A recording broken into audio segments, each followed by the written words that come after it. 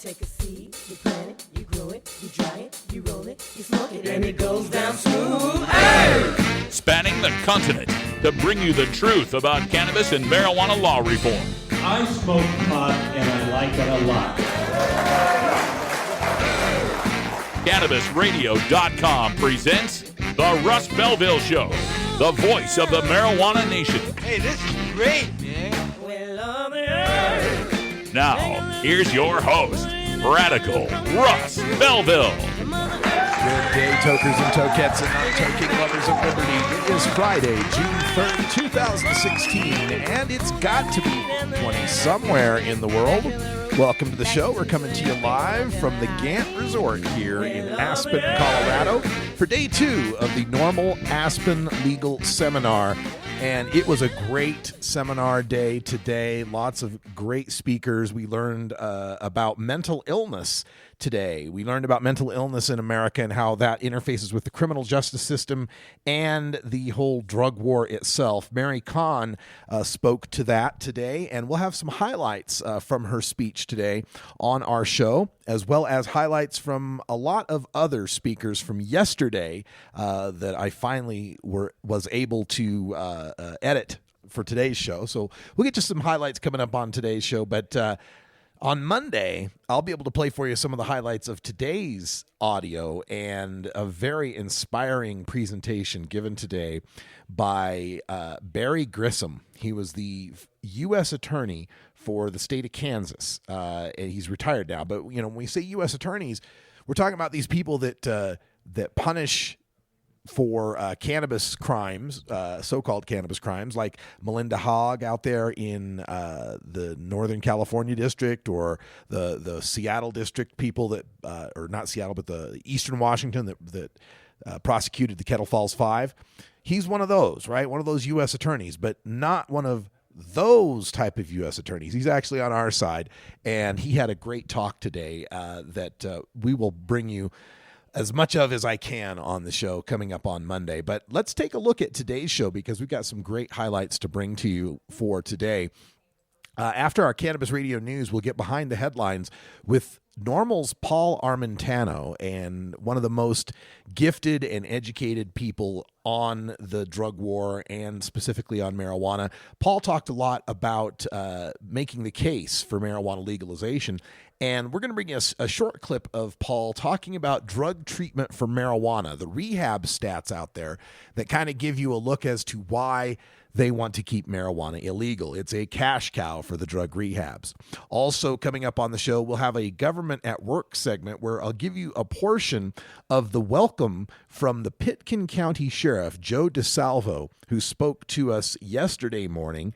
It's always great when you have the county sheriff welcoming a whole bunch of pot smokers to his town and inviting them to smoke pot. Enjoy yourselves. It's amazing. And the clip we've got for you is Sheriff Joe talking, the good Sheriff Joe, I should say, for our Arizona listeners, is Sheriff Joe DeSalvo talking about the initial problems there were in marijuana legalization and how they, as a progressive sheriff's department, dealt with those problems and kind of set a standard that we really wish some of the other sheriffs across Colorado could live up to. Also coming up on the show, we'll do legalization law and order. We've got a clip from attorney Adam Wolf. He's an attorney who's argued in front of the U.S. Supreme Court, and he detailed the 3 federal cases that have been underway to try to undermine Colorado's marijuana legalization. You may have heard of the one of Nebraska and Oklahoma against Colorado, but he talked about a couple of others that may have slipped under the radar for you. So the first one he'll talk about, that we'll give you the clip of, has to do with a Holiday Inn suing over Colorado's marijuana laws. It's quite an interesting case there. And then at the end of the show, we'll have some Cannabis Business Chronicles attorney Courtney Moran from Portland, Oregon, talking about reconciling the federal cannabis and hemp laws. Then in hour 2, we've got clips from Danica Noble on Washington State market caps and Mark Kleiman, and that clip from Mary Kahn on mental illness. Stay tuned. It's the best of NORML Aspen Legal Seminar. This is the Russ Belville Show on CannabisRadio.com.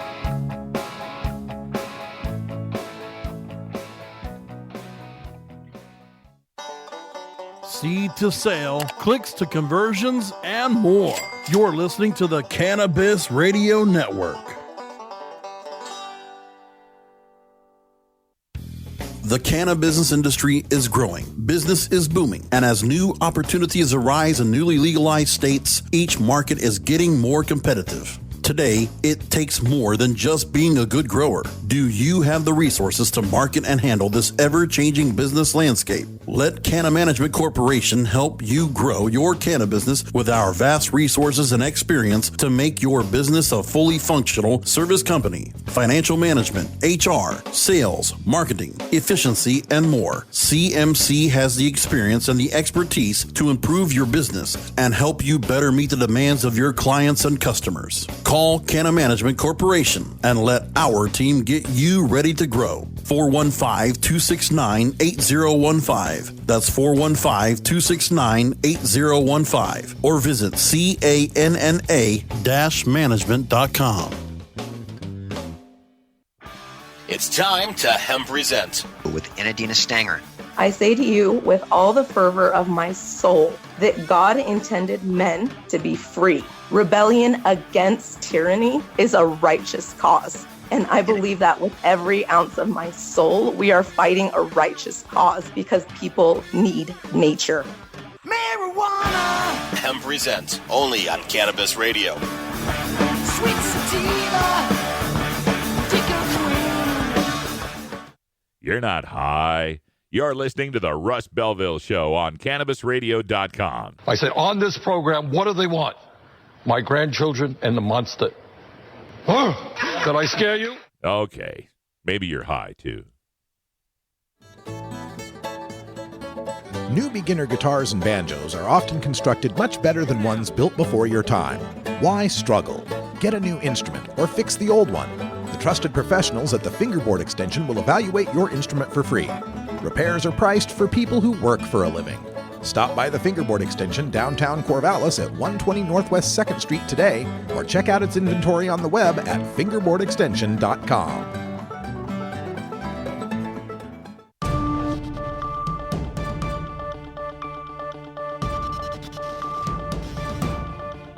It's time for the Cannabis Radio News, covering the latest headlines in consumer cannabis, medical marijuana, and industrial hemp. Cannabis Radio News is now available exclusively at CannabisRadio.com. Now your marijuana headlines in 4 minutes and 20 seconds. This is Cannabis Radio News. This is your Cannabis Radio News for Friday, June 3rd, 2016. White Plains, New York. Vireo Health, one of the 5 companies in New York State that began growing and selling non-smokable cannabis medicines this year, is alleged to have illegally smuggled $500,000 worth of cannabis oils from Minnesota to New York. Minnesota authorities are acting on a tip from a former Vireo employee who alleges that Vireo committed the crime because it wasn't going to meet its 2016 deadline for supplying the medical marijuana program in New York. Vireo is the parent company of Minnesota Medical Solutions, which had employed the tipster. A surprise raid in Minnesota found over 5.5 kilograms of cannabis oil missing, listed as outbound in December 2015 with no final address. Vireo denies the allegations and claims software inadequacies failed to account for their destruction of the oil. Phoenix, Arizona. An Arizona administrative law judge has determined that the State Department of Health wrongly denied a hearing for the evaluation of Parkinson's disease as a qualifying medical marijuana condition. The ruling by Judge Dorinda Lang said that, quote, the department has utilized a standard of proof that is higher than the rules call for, end quote, in evaluating a petition for review of Parkinson's and Huntington's diseases. That petition, brought by Cannabis Radio host Nurse Heather Manis, head of the Arizona Cannabis Nurses Association, was denied by the department for not showing strong enough evidence and not proving marijuana was safe for treatment. Judge Lang noted that Manis submitted 2 peer-reviewed journal studies that certainly qualified as evidence, and that the rules don't provide a method of her submitting evidence for marijuana's safety. Sacramento, California. More taxes on California medical marijuana may become a reality after the Assembly passed AB 2243 in a 60-12 vote yesterday. The bill calls for taxes of $9.25 per ounce of marijuana flowers, $2.75 per ounce of pot leaves, and $1.25 per ounce of immature pot plants. Earlier this week, the California Senate passed a flat 15% medical marijuana tax. Localities also tax medical marijuana at around 7.5%. The legislature estimates the Assembly's per-ounce taxes would raise $77 million a year, with funds to be dedicated to local police and environmental cleanup. New York, New York. A Brazilian dancer who entered the country illegally testified at a Manhattan trial Friday about her romantic relationship with a one-time top Drug Enforcement Administration official, saying it began a few months after she arrived in the United States in early 2011 and ended after his arrest last year.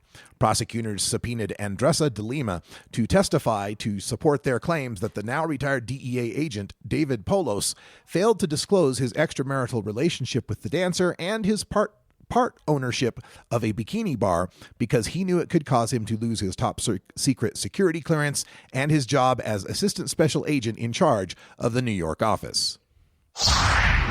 Augusta, Maine. The event page for a marijuana trade show this weekend in Augusta was hacked yesterday with a cancellation notice posted on the website. The Kennebec Journal reports that organizers scrambled to fix the listing today and assured the public that the show was still happening this Saturday and Sunday at the Augusta Civic Center. The show, called Homegrown Maine, and put on by the Medical Marijuana Caregivers of Maine, is billed as, quote, the largest medical marijuana trade show in New England, end quote. There will be over 130 exhibitors, speakers, and educational panels on cannabis issues. A medication tent is made available for registered patients to vaporize cannabis on site. Catherine Lewis, chairman of the board of Medical Marijuana Caregivers of Maine, says this is the second time in 2 months the group has experienced a cyber attack. Providence, Rhode Island. Petitioners from Regulate Rhode Island came to the State House to deliver more than 1,300 signatures calling on the General Assembly to regulate marijuana. According to recent polling cited by the group, 55% of Rhode Islanders support legalization of marijuana. The activists want legislative leaders to allow two nearly identical legalization bills to move through the House and Senate. Marijuana legalization bills have been submitted annually for 5 years, but never even get to the committee vote stage. This has been your Cannabis Radio News for Friday, June 3rd, 2016. I'm Russ Belville.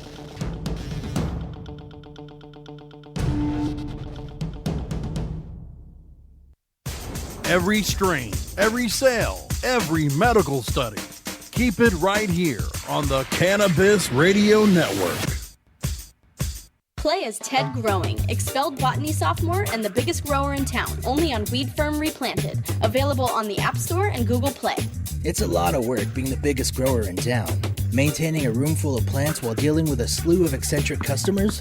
From a hardcore partier to the curious neighbor next door. Is anybody home? Help me expand my bud business by unlocking new strains, customizing my grow room, and completing challenges that you can't get enough of. Grow your empire so big you can see it from space. Low on funds? Don't worry. Weed Firm Replanted is free to download. Download Weed Firm Replanted for free on the App Store and Google Play today. Get growing, Mr. Growing. Hey, this is Willie Nelson for NORML. And I smoke pot and I like it a lot. I learned a long time ago that marijuana is a lot safer than alcohol. There's nothing wrong with the responsible use of marijuana by adults. It's time we stopped arresting and started respecting those who smoke marijuana responsibly. To learn what you can do to help, contact NORML at NORML.org or call toll-free 888-67-NORML. You're tuned into the Russ Belville Show, the voice of the marijuana nation, only on CannabisRadio.com. Don't want to spend money on a night out, but don't know what to do other than watching TV or playing video games? Consider playing guitar, bass, banjo, or mandolin. The instrument will give you hours of entertainment with friends with minimal expense. Stop by the Fingerboard Extension downtown Corvallis at 120 Northwest 2nd Street today, or check out its inventory on the web at fingerboardextension.com.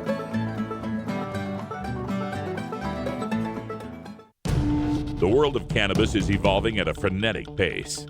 The Russ Belville Show gets behind the headlines to take a deeper look at breaking news in our Cannabis Focus. Today in the Cannabis Focus, we want to take a look at some of our clips from the NORML Aspen Legal Seminar. We begin with Paul Armentano, NORML's deputy director and the science editor for Freedom Leaf magazine. He was delivering a presentation on making the case for marijuana legalization. We give you this short clip of his look at drug rehab statistics. Enjoy. Now, what about this notion that we have all of these people seeking treatment for marijuana? Well, this was a shock to Bertha Madras. I'm sure it's not a surprise to many of you that very few people voluntarily self-identify themselves and say, I'm somebody who's eligible for marijuana treatment. I need marijuana treatment. In fact, what we find is that the majority of people who are in so-called treatment programs for marijuana are there because they are arrested for marijuana use, typically possession, and they were given an option by the court.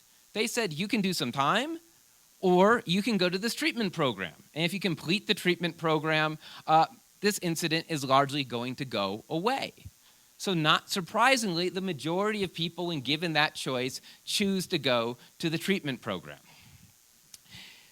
In fact, we see that over 6 out of 10 of individuals in marijuana treatment are there because the criminal justice system ordered them there. By contrast, if we look at all the other illicit drugs, we see that only 37% of individuals in treatment for all of the rest of the drugs are there because the criminal justice system put them there. We see that only about 15% of people in marijuana treatment are self-referred. That means they voluntarily chose to put themselves there. And this is really telling. These data all come from the federal government. SAMHSA stands for the Substance Abuse Mental Health Services Association Administration. We see that nearly 40% of adults who enter drug treatment for marijuana, they haven't used marijuana in the last month. So clearly these individuals have already stopped or ceased using their cannabis before they ever enter marijuana treatment. They've done that because probably when they were facing trial, their defense attorney said, hey, you probably want to get off the marijuana while you're on trial for a marijuana violation. So they do. But then they have to go to treatment anyway as a outcome of the charge. And so this is important too. According to the TEDS data, 85% of marijuana admissions receive ambulatory services. That means they're not staying in a room, they're not being overseen. It means they check in with their counselor and then they leave. That's not the case with most people assigned drug treatment for other drugs. Most people have inpatient treatment. The marijuana designees overwhelmingly receive outpatient treatment. So again, this sort of dependency does not fit any conventional definition of dependency like we're talking with other substances. Now, again, we know that marijuana is classified as a Schedule I controlled substance, which means as a definition, it is to have the highest potential for dependency. Yet, when we look to scientific literature, we see that cannabis's dependence liability, there's a consensus that's only about 9%. It means about 1 out of 11 people that try cannabis at some point during their life use of the drug will use the drug habitually. Dependence liability is not the same thing as addiction. It's actually a much lower, more amorphous standard. I have some colleagues that take issue with this percentage. They think it's too high. I let them fight that battle. It's not my battle to fight. I don't believe we need to show that cannabis is without potential risk or that cannabis is innocuous. We simply need to show that cannabis possesses an acceptable level of safety and risk comparable to the standards that society upholds other substances, be they recreational substances or therapeutic substances too. And we see by this chart, cannabis clearly falls within that range. In fact, it's at the low end of that range. Its dependence liability is very little different than caffeine. It's the same as anxiolytics, like your benzodiazepine drugs, and it's certainly much lower than alcohol and tobacco, for instance. And again, if you read the DSM-5 and you read about marijuana-related use disorders and you read about caffeine-related use disorders, it's practically the same language, just cut and paste from one section of that book to another section of the book. very, very similar. You ask people who use marijuana, do you spend more time than you care for thinking about marijuana? Do you want to cut down on your marijuana use through the day, but you have difficulty doing it? You ask those people the same questions about caffeine, they also say yes. Come and see the violence inherent in the system! Help! Help! I'm being repressed! All right, that sound means that it's 4:20 here in Aspen, Colorado. That's right, it's legal and it's 4:20, and we've got to take a very important safety briefing. I hope you get a chance to get your safety briefing on as well. When we come back, we've got the Pitkin County Sheriff welcoming us marijuana users to his county and discussing the early pitfalls of marijuana legalization. Then tax expert Pat Oglesby joins us live. Stay tuned. We have your smoking section right here. This is the Cannabis Radio Network. Ganjapreneur.com, your guide to the cannabis business world. Ganjapreneur.com is a comprehensive resource for cannabis professionals and entrepreneurs. Download the Ganjapreneur app on your smartphone or tablet to catch up on cannabis industry news, scroll through our daily job listings, and learn about successful cannabis companies, executives, and investors. Ganjapreneur.com, helping Ganjapreneurs grow. Tommy Chong is ready to cut through the smoke and change the tone of Tilk Radio. I hope everybody's got their vape pen handy, or their pipe, or their bong, or whatever you use to do your medicine. But you don't. It's not a requirement. You don't have to be high for this show. Yeah, you do. Okay. I don't know who you're talking to. You have to be high to do anything. At least I do.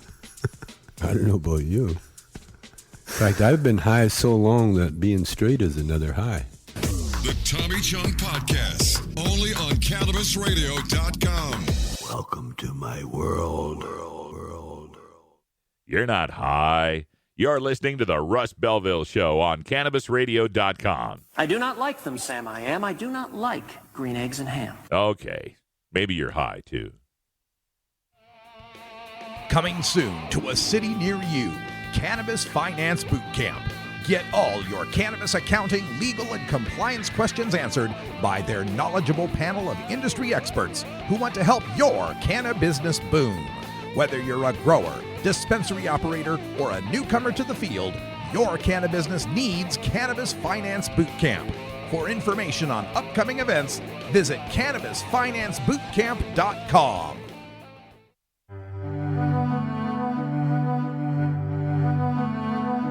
Reforming America's marijuana prohibition laws takes education, lobbying, and voting.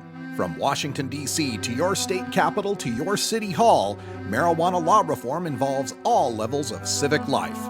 Learn how you can make your impact with elected officials as we take a look at our government at work. Well, one of the best elected officials here in the state of Colorado would be the Pitkin County Sheriff, Joe DeSalvo, who welcomed us here to beautiful Aspen, Colorado for the NORML Aspen Legal Seminar. And in his discussion, he talked about how he goes around the state talking to other sheriffs and trying to get them to understand that the fight is over and marijuana is legal now. Here, he discusses some of the early pitfalls of legalization. And believe it or not, one of the first things that happened after legalization was we found some issues that I don't think anyone foresaw. One of which was one of the most interesting things that hit us right between the eyes was clearly it's a town of about 5,000 people when people like you are not here. And it's about 20,000 people when people like you are here for Christmas time. And we clearly have a big resort community with a lot of hotels. And we all know from traveling as much as we all do that when we leave a bottle of vodka or some cookies in our hotel room, a maid usually takes them home, and that's never been a problem. Well, we had a maid, a Hispanic maid, non-English speaking woman, clean out a hotel room, and in it was a box of chocolates, and she took it home and shared it with her 5-year-old, and it was an accidental ingestion of a high dose of marijuana. So boom, we had our first problem. You know, this was not seen by anybody who could ever think this way, that this could happen? So we immediately started a program in hotels through the Chamber Resort Association that was a program in Spanish that said to maids and hotel workers, don't take anything home if you don't know what it is. And so that was our one of our first problems. The second problem we had was look-alike packaging. We had a couple of accidental ingestions from edible products that looked like Reese's peanut butter cups, Snickers bars, things like this. So we went to the dispensary owners and said, hey, could you do us a favor and take that off the shelves? You're not doing us any favors. And they did. So we all had an interest in public safety and success of the organization. And that's what we did a lot of work on.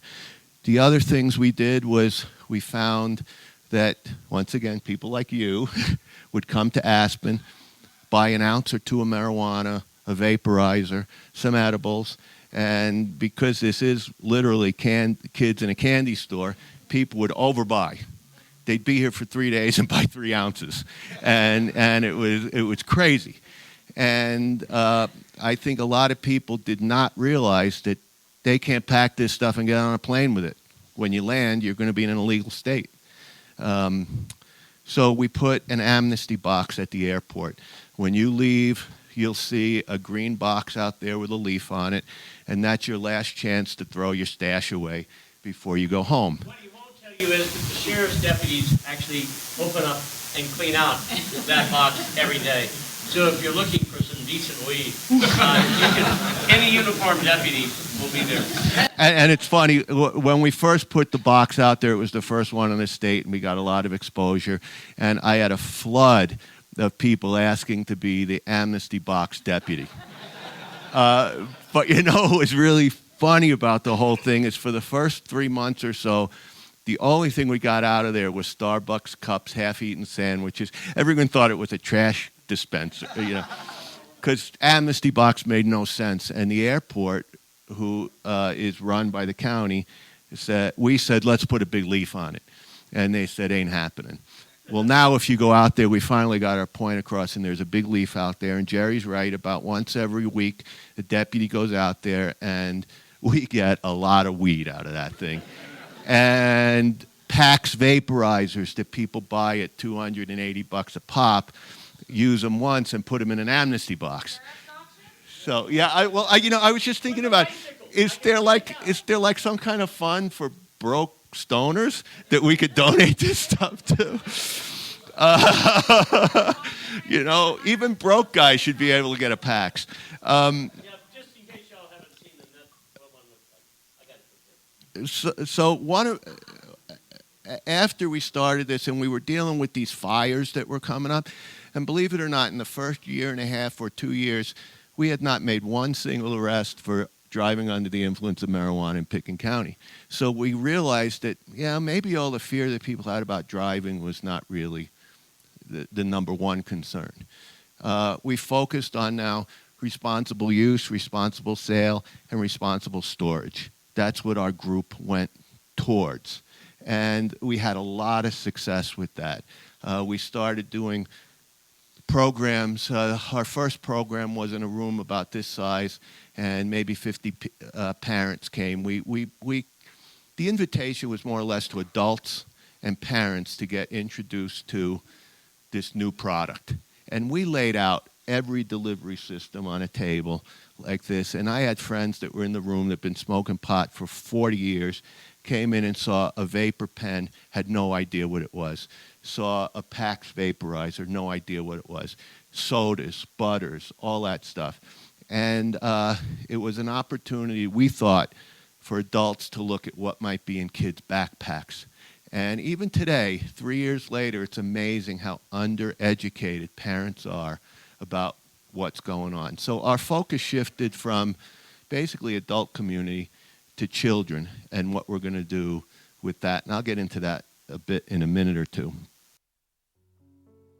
That's Pickens County Sheriff Joe DeSalvo welcoming us yesterday to Aspen, Colorado. And it was very interesting to hear him talk about the early pitfalls of marijuana legalization, not being ready for the maids, for example, picking up edibles that they didn't know about, or people buying. He talked about people buying way too much weed and having too much of it on them and having to leave it at the airport amnesty box. I mean, it was a great discussion. The full discussion from all of these clips, as a matter of fact, the full version of all of these clips from today's show will be uploaded to my SoundCloud page later next week. So follow at Radical Russ for that. Coming up next, Pat Oglesby on marijuana taxation. This is the Russ Belville Show on CannabisRadio.com.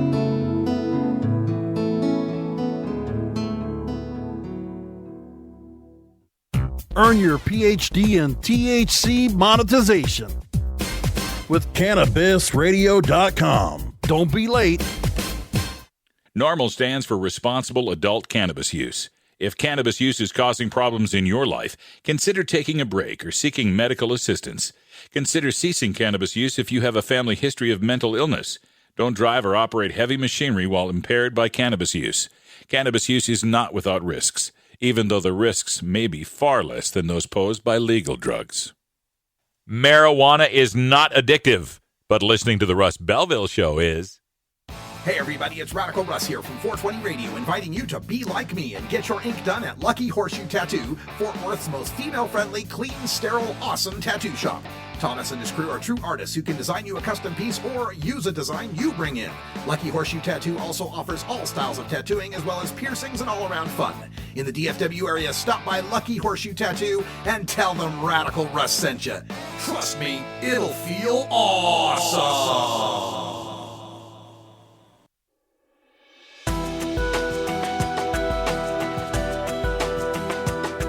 The cannabis community is a diverse set of people from all walks of life. Conservative and liberal, black and white, straight and gay, rich and poor, and everyone in between. Learn more about the people we are freeing from adult cannabis prohibition in our Cannabis Community Chat. Welcome back, everybody. Today for the Cannabis Community Chat, we welcome back a friend of the show, tax expert Pat Oglesby joins us on the phone. How you doing, Pat? Super, Russ. How are you? Well, I'm in Aspen, Colorado, and the sun is shining. I couldn't be very much better than I am right now, I tell you.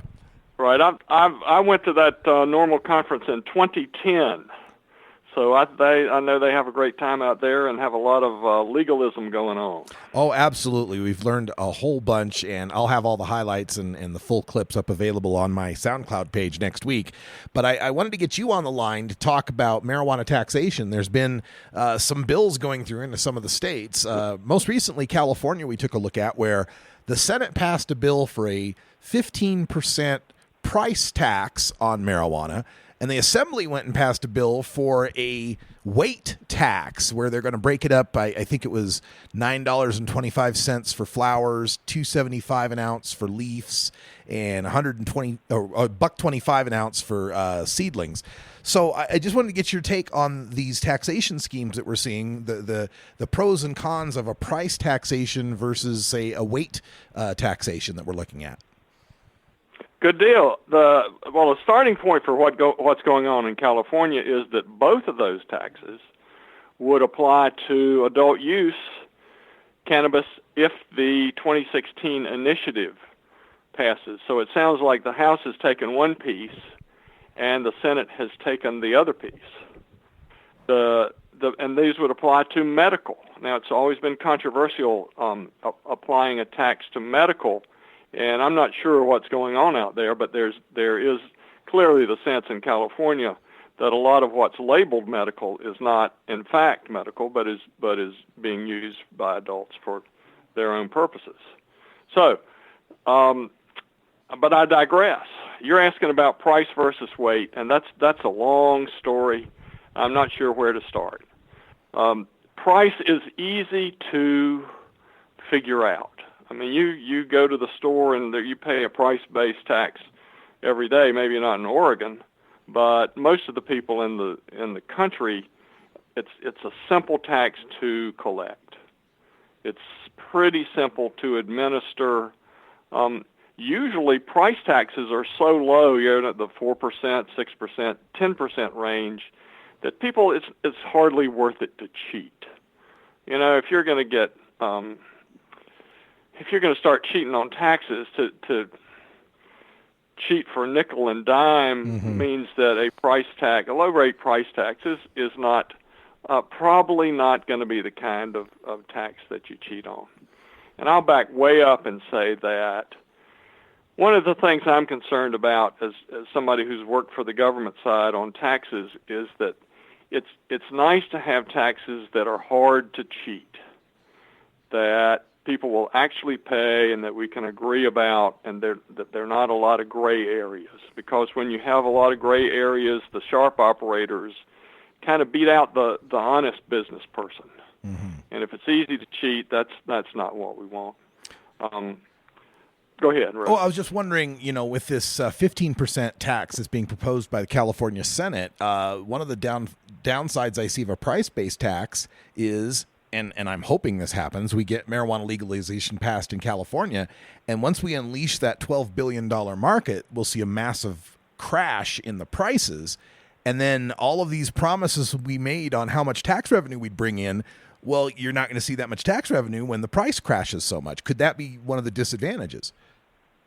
Absolutely. I mean, that's a disadvantage depending on your point of view. And some people would like to have no tax at all. But I think that, and I appreciate your statesman-like approach to this, Russ, is saying that this is kind of a deal with the public, that cannabis consumers aren't in the majority, and that we're going to compromise and say, look, we'll pay some tax if you'll stop arresting us. Yeah. And that's a deal that the public, a lot of people in the public go for. Yeah. That they say, yes, thank you, we'll vote yes. And that is a concern that with a price-based tax, that over time, that this stuff doesn't cost hundreds of dollars an ounce, really. To get to the consumer, and when the true price comes out, if you take a percentage of the price, the tax is going to go away. Yeah. So the deal that you're making with the public is you're kind of backing off of it. Now, on the other side, this assembly version where they want to tax cannabis buds at $9.25 an ounce. My imagination, and they propose something similar to this in Oregon, would be a much harder tax to administer because you got to administer it at the production side, wouldn't you? Yes, that's correct. Now it is harder, and it's like let me say that the first it's easy to make the case that the first tax you put on is a price tax because it's so easy to do. You just it takes in a heartbeat you can put on a price tax, but a production tax, you need to have measurement. You got to go out there and calibrate the scales and have people buy into the system. Luckily for those who want to do a weight tax, Colorado is way ahead on that. And I see out there that in Aspen that you've got a lot of experience. I know I saw Sam Kamen, who was my co-chair in the Blue Ribbon Commission in California of the Regulatory and Tax Structure Working Group, is out there, and he's familiar with how that works, and the people in Colorado are making it work. Now look, the growers would rather not pay tax. They'd rather not have the hassle. But what happens is they weigh it, they put a manifest on it, and they pay the tax. And it's working pretty well. The stories I hear are that the weight tax in Colorado is working pretty well. Now they're making it work. There's another type of taxation that's reared its ugly head as we start to listen to some of the public policy people, in particular Mark Kleiman, who has floated the idea of a potency tax, taxing cannabis products by the potency of THC in the product. What do you think about that idea? Well, that's what we do with liquor. If you buy a bottle of 80% liquor, of 80 proof liquor, and you buy a bottle of 100 proof liquor, whether it's a fifth or a quart or whatever the size is, you pay 80% of the tax on the 80 proof that you do on the 100 proof. So we tax liquor by alcohol content. So that's a model that folks say makes sense. For cannabis, at this point, it is. Let me draw another analogy. Tobacco. Nobody can tax, and nobody does tax, tobacco by nicotine content or tar content. And so we've got two examples there, the liquid being alcohol and the solid being tobacco. And I think it's just as a starting point, you might say, well, concentrates we could tax like liquor because they pass through a liquid form, and before they're incorporated into edibles or tinctures or whatever, you could put the tax on the concentrate in liquid form because that's homogeneous. That is to say, we take a vial of concentrate, and you put your eyedropper in there, and I put my eyedropper in there, and we both run it through the system, and we get the same number. We agree, just like alcohol.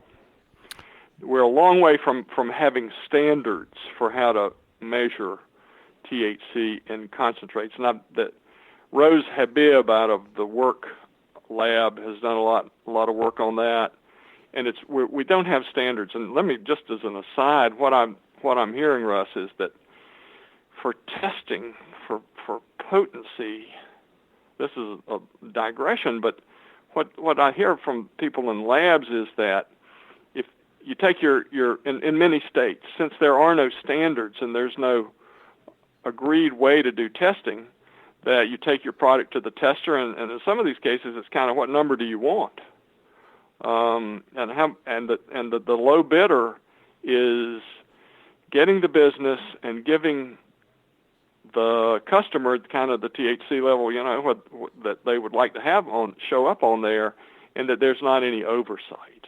Then the oversight is happening only from the press. Now so that's a. Well, I'm just wondering about on the alcohol taxation by proof. The public policy goal of that would be to discourage the overconsumption of the higher potency alcohol, I imagine, Correct. Because it's dangerous and you can die from alcohol poisoning. So from a policy angle, I don't think the analogy holds up when we're talking about cannabis, as the more potent cannabinoids are not going to kill anyone. Well, let me say this: it's a straight line. That is, it's not an exponential. Well, you do make a good point. We tax the alcohol in liquor higher than we tax the alcohol in beer. Mm-hmm. That is at the federal level. The states have different rules, but it is exactly that point. At the point that liquor is harder to handle. People get carried away with liquor compared to beer. Beer still has problems. So indeed, there is this notion that the higher there are more dangerous forms. But when we get to liquor, we don't tax 100. That if you wanted to extend that, you'd tax 100 proof liquor even more heavily than 80 proof liquor. Yeah.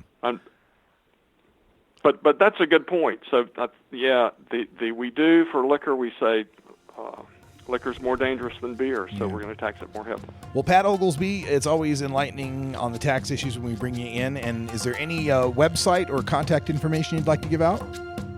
newrevenue.org. All right, check it. My website. And let me back up just a minute, Russ. And I know that you're a Sanders supporter. I think you are. That there's an alternative to taxation, and it is municipal stores. Municipal stores are up and running in North Bonneville, Washington. So if the word socialism doesn't scare you away. There we go. All right. Thank you so much. Okay, Russ. Thanks, Pat. We're feeling the burn. We're back with more from NORML. Okay, go get them. After this. All right. Take care. This is the Russ Belville Show on CannabisRadio.com.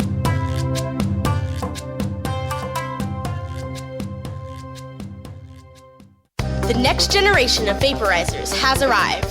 Vuber vaporizers are blazing the way with unparalleled technology for oil, concentrate, or dry flower pens. Providing unsurpassed customer service and expert craftsmanship, Vuber vaporizers use cutting-edge technology, providing a power-packed, smoother vapor with a lifetime guarantee. Experience vaporizing the way it was meant to be. The Vuber way.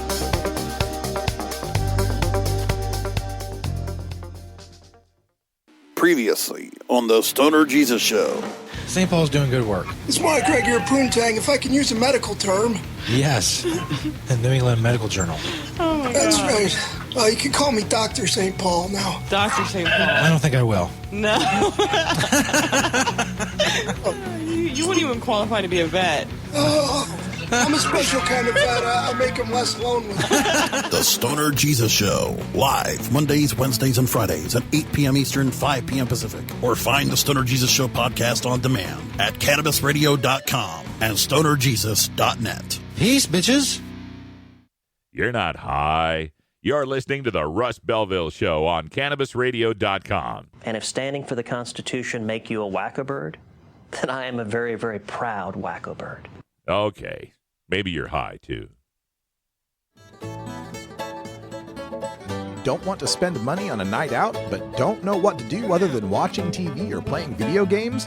Consider playing guitar, bass, banjo, or mandolin. The instrument will give you hours of entertainment with friends with minimal expense. Stop by the Fingerboard Extension downtown Corvallis at 120 Northwest 2nd Street today, or check out its inventory on the web at fingerboardextension.com.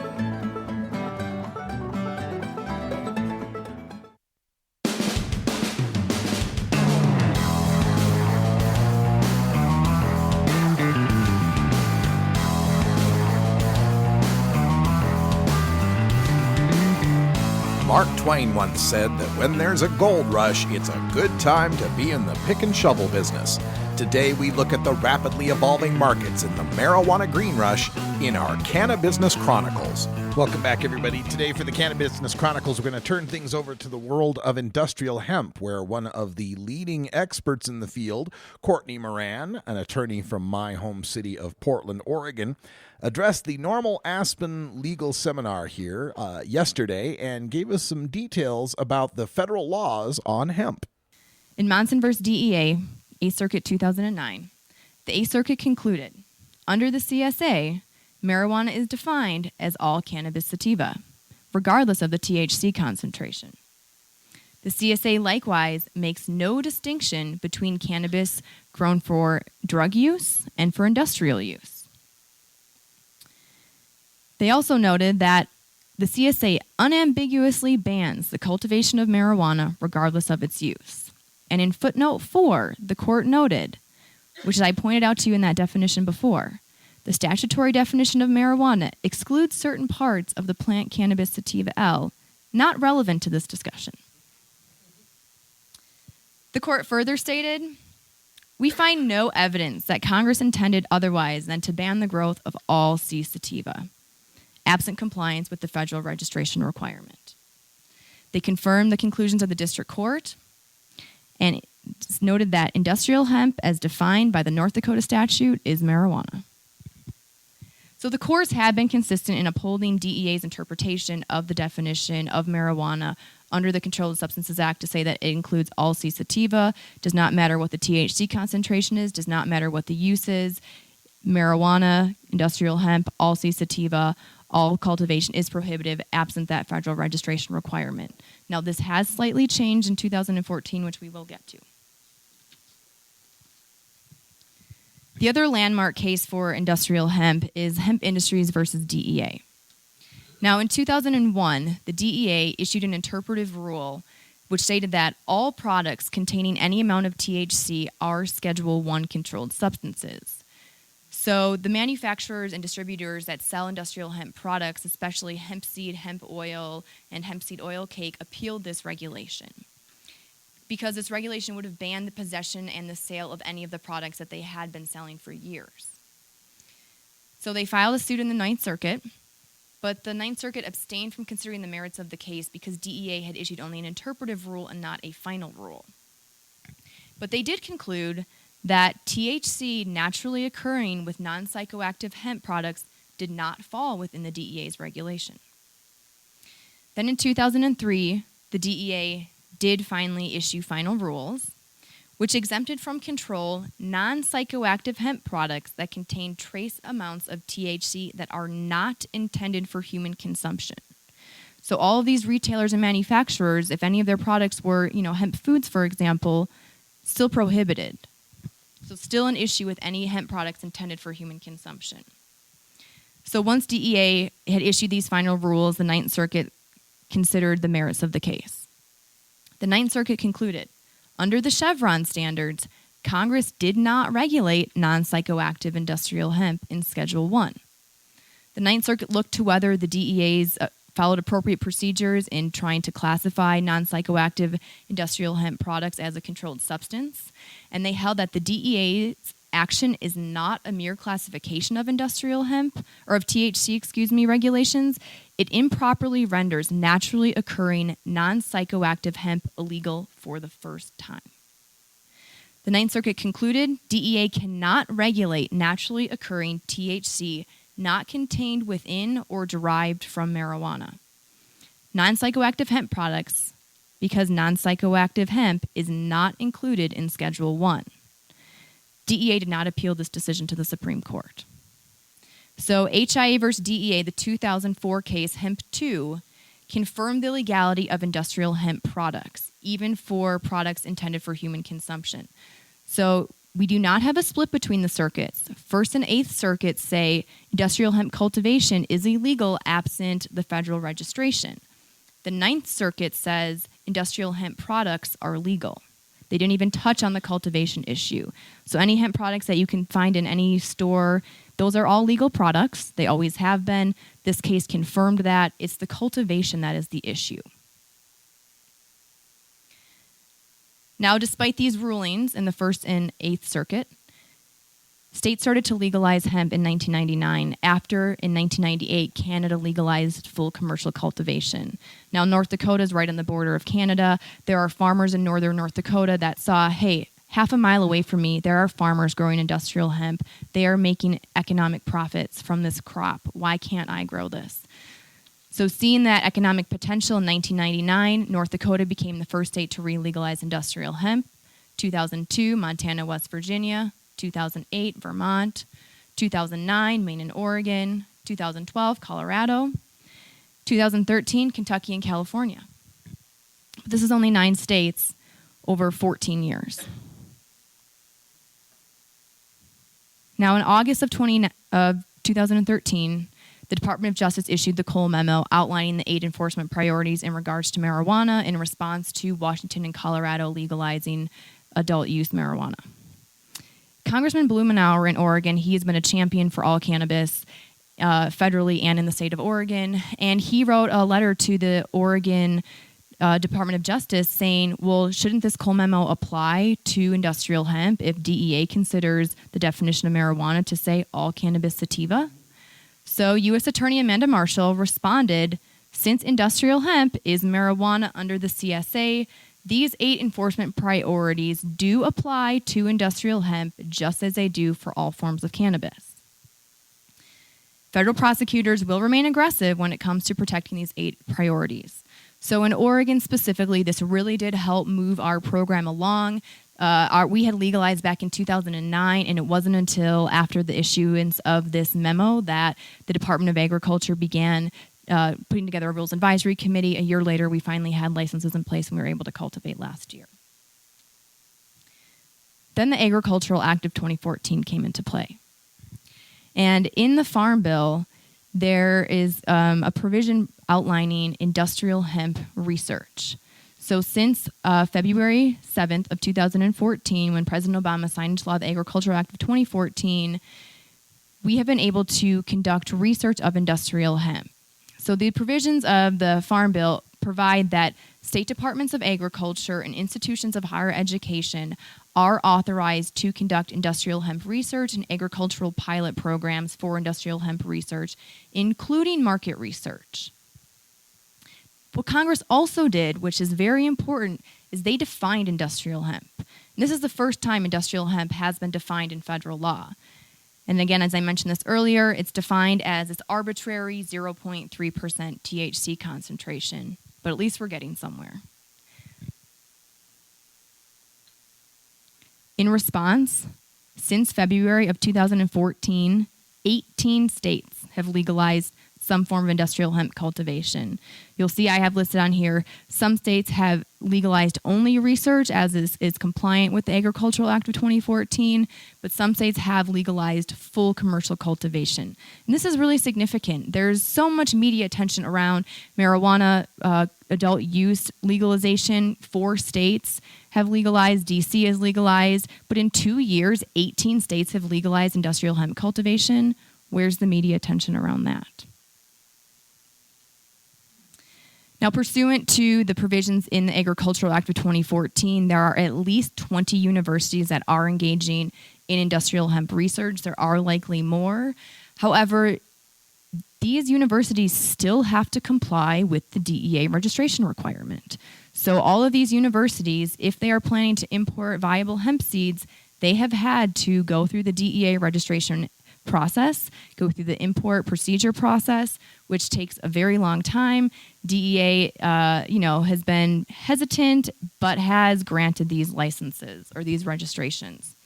Now, I don't know if any of you are familiar. Back in 2014, Kentucky tried to implement their industrial hemp research program. They purchased seeds for their farmers from Italy. They had the seeds imported at the border. DEA seized the seeds. Customs held on to them. A lawsuit was filed. After some negotiations, they were finally able to get the seeds back and were able to plant.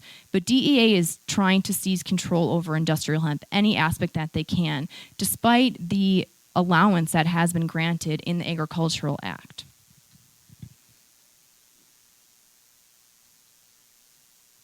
Now, Congress, while they have not enacted the Industrial Hemp Farming Act, it is a bill that has been put before Congress 6 different times. It is a companion bill right now going through the U.S. legislature, unlikely to actually gain any traction. However, to protect the provisions that they put in place in the Agricultural Act, they started putting in protections in the appropriations bills, similar to what they have done for medical marijuana in the last 2 appropriations bills. So in the 2015 Consolidated and Further Continuing Appropriations Act, they put in Section 539, which prohibits any funds from DEA or DOJ to be used in contravention of Section 7606, which is that research provision. In 2016, they enacted a similar rider in that provision, but they also put in an additional rider, which is very helpful for any farmers that are or processors trying to engage in market research, which is authorized under the Farm Bill. So Section 763 removes any federal funding from any federal agency that interferes with the research provisions under the Agricultural Act, but also any funds that would be used to prohibit the transportation, processing, sale, or use of industrial hemp that is grown or cultivated in compliance with the Farm Bill, but within or outside the state. So as we already discussed, hemp products are legal. The issue is the cultivation, but this allows very clearly for transportation across state lines. Okay, it doesn't allow it. It removes any funding from agencies to interfere with that transportation, which is very significant. So this is going to be coming into play this summer and this upcoming fall when farmers that are going to be harvesting their plants want to send their crops across state lines. Courtney Moran there speaking on industrial hemp, and we'll have her full presentation as well as the presentations of other presenters at the Aspen NORML Legal Seminar available on my SoundCloud page sometime next week when I get the time to upload them. But that's all the time we got for Hour 1. Stay tuned. Hour 2 is coming up next. We've got Danica Noble talking about Washington State market caps, plus a little dig at Mark Kleiman. That always makes me smile. Then we'll hear from Adam Wolf on the Safe Streets Alliance case to try to undermine Colorado's marijuana laws in federal court. We'll wind things up with Mary Kahn discussing mental illness in America. For everyone here at the Gant Resort, NORML, and CannabisRadio.com, I'm Radical Russ. Thanks for joining us, and until next time, take care of each other, tokers.